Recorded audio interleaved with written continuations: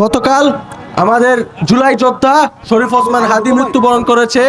আমরা দেখতে পেয়েছি যে গত কয়েকদিন আগে শরীফ ওসমান হাদিকে অতর্কিতভাবে একটা টার্গেট কিলার শার্প শুটার দিনে দুপুরে গুলি করে পালিয়ে যায়। এই গত কয়েকদিনের মধ্যে আমাদের সহযোদ্ধা ওসমান হাদি চিকিৎসারত অবস্থায় থেকে গতকাল মৃত্যুবরণ করেন। এর মধ্যে আমরা দেখতে পাই ওই যে শার্প শুটার, ওই যে হত্যাকারী, ওই হত্যাকারী হাদিকে গুলি করার পরবর্তীতে নিরাপদে দেশ থেকে সময় নিয়ে দেশ থেকে পালায় ভারতে চলে যায়। এর মধ্যে আমাদের আজকে আমরা এখানে যে একত্রিত হয়েছি, আমাদের মূল বক্তব্য হচ্ছে এই যে বাংলাদেশে 2025 সালে যখন তথ্য প্রযুক্তির যুগ আমরা এটাকে বলতেছি, এই 2025 সালে এসে আমরা দেখতে পাইলাম যে আমাদের একজন জুলাই যোদ্ধাকে নির্বাচনের প্রার্থী যে তাকে হত্যার পর দিনে দুপুরে সিসিটিভি ফুটেজে আসার পরেও, এমনকি জাতীয় গণমাধ্যমে সেই খুনির পরিচয় আসার পরেও, তারপরেও সেই খুনি নিরাপদে বাংলাদেশ থেকে এক্সিট করলো। অর্থাৎ এই খুনি শুধু এককভাবে কোনো স্পেসিফিক কারণে হাদিকে হত্যা করে নাই, এটা ছিল একটা সুপরিকল্পিত হত্যাকাণ্ড, যেটার সাথে শুধু এই খুনি না বরং বাংলাদেশের এজেন্সিরও সম্পৃক্ততা রয়েছে। এমনকি পরবর্তীতে আমরা জানতে পাই যে এই খুনির সাথে সরাসরি আওয়ামী লীগের এবং ভারতের সম্পৃক্ততা রয়েছে। এখন এই খুনি কিন্তু হত্যাকাণ্ডের পরবর্তী সময়ে ভারতে অবস্থান করতেছে। সার্বিক ঘটনার প্রেক্ষিতে আমরা বলি যে আমরা আসলে এখন এই জুলাই গণঅভ্যুত্থানের পরবর্তীতে আমাদের যে সর্বপ্রধান আকাঙ্ক্ষা ছিল জননিরাপত্তা, সেই জননিরাপত্তার বিন্দুমাত্র বাস্তবায়ন আমরা দেখি নাই। আমরা এখন এমন একটা সময় পার করতেছি যেখানে একজন জাতীয় নির্বাচনের একজন প্রার্থীকে দিনে দুপুরে হত্যার পরে ওই খুনি আবার পার্শ্ববর্তী দেশে চলে যাচ্ছে, যেখানে বাংলাদেশ একটা স্বাধীন সার্বভৌম দেশ, পার্শ্ববর্তী ভারত আরেকটা স্বাধীন সার্বভৌম দেশ। তাহলে আপনি আমাকে বলেন যে এইখানে একজন ন্যাশনাল ক্যান্ডিডেটকে, একজন ন্যাশনাল ফেসকে মাইরা দিনে দুপুরে ভারতে যে আশ্রয় নিচ্ছে, বাংলাদেশ সার্বভৌম দেশ হইলে, জাতিসংঘ সদস্য হইলে বাংলাদেশের সরকার কি করতেছে, বাংলাদেশের পররাষ্ট্র মন্ত্রণালয় কি ছিটতে আছে? আপনারা আমাকে এইটা বলেন। আমরা এই অবস্থায় শুধু আমরা না, বাংলাদেশের সাধারণ জনগণের পক্ষ থেকে আমরা বলতেছি, আমাদের দাবিটা খুবই সুস্পষ্ট। আমাদের সহযোদ্ধা ওসমান হাদি, শহীদ হাদির হত্যার সুষ্ঠু বিচার করতে হবে এবং এই সুষ্ঠু বিচার যে কারণে বাধাগ্রস্ত হচ্ছে, অর্থাৎ আমাদের এই ইন্টারিয়াম গভর্নমেন্টের যে নিরাপত্তা ব্যবস্থা, স্বরাষ্ট্র মন্ত্রণালয়, এই স্বরাষ্ট্র মন্ত্রণালয় এবং নিরাপত্তা ব্যবস্থার আমূল পরিবর্তন আনতেই হবে। কারণ যেই স্বরাষ্ট্র মন্ত্রণালয়ের উপদেষ্টা জাহাঙ্গীর কিছুদিন আগে জাতীয় গণমাধ্যমে বক্তব্য দেওয়ার সময় বলল যে এখনকার নিরাপত্তা আসলে নিয়ে সে কোনো কথা বলতে চায় না, সে কথা বলতে চায় হইলো পেঁয়াজের দাম 35 টাকা কেন বাড়লো। এইরকম অতর্ব, এইরকম স্টুপিড, এইরকম কুলাঙ্গার একটা মানুষ কিভাবে করে উপদেষ্টা হইতে পারে এইটা আমাদের জানা নাই।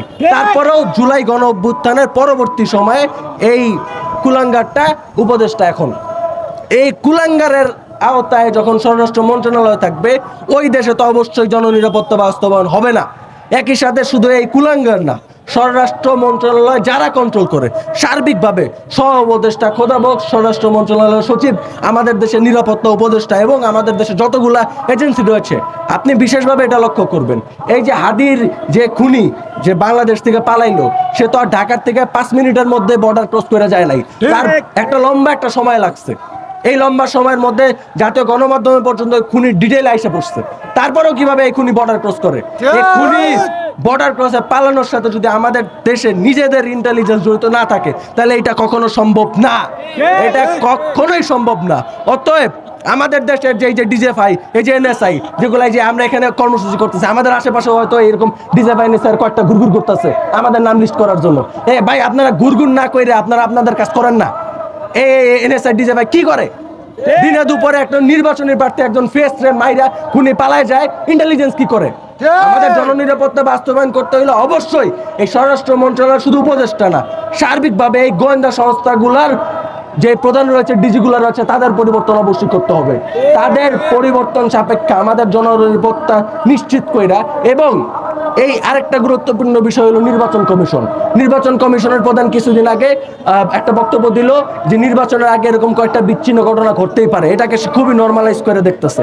পাশাপাশি আবার বললো টিটকিরি মাইরা যে আমাদের নির্বাচনের প্রার্থীগুলার এখন বন্দুক সাপ্লাই দিতে হবে। আরে ভাই, ফালতু মানুষ, এই ফালতু এই বদমাইশটারে কে উপদেষ্টা কে নির্বাচন কমিশন বানাইছে? এইরকম একটা মানসিক বিকারগ্রস্ত একটা পশুর রে আপনি নির্বাচন কমিশনের প্রধান বানাইছেন, এর আন্ডারে কি আপনি জীবনে সুষ্ঠু একটা নির্বাচন আশা করতে পারেন?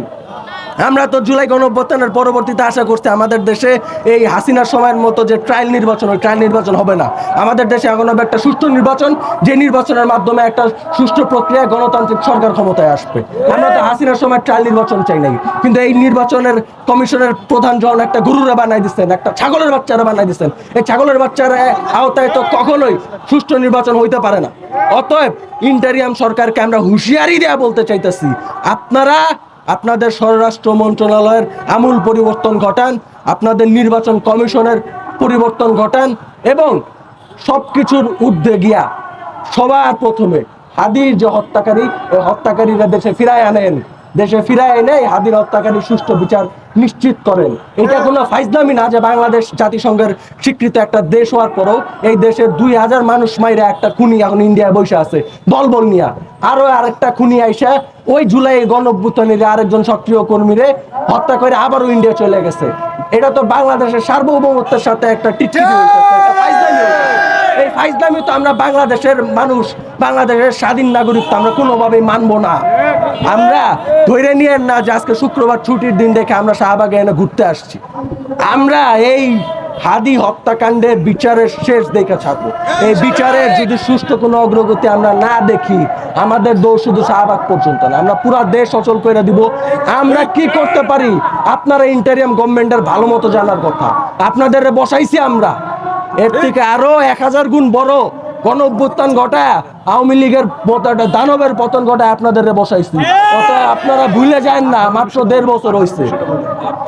আমরা সেই 18 থেকে 2024 পর্যন্ত লড়াই করতে করতে এই জায়গায় আসছি।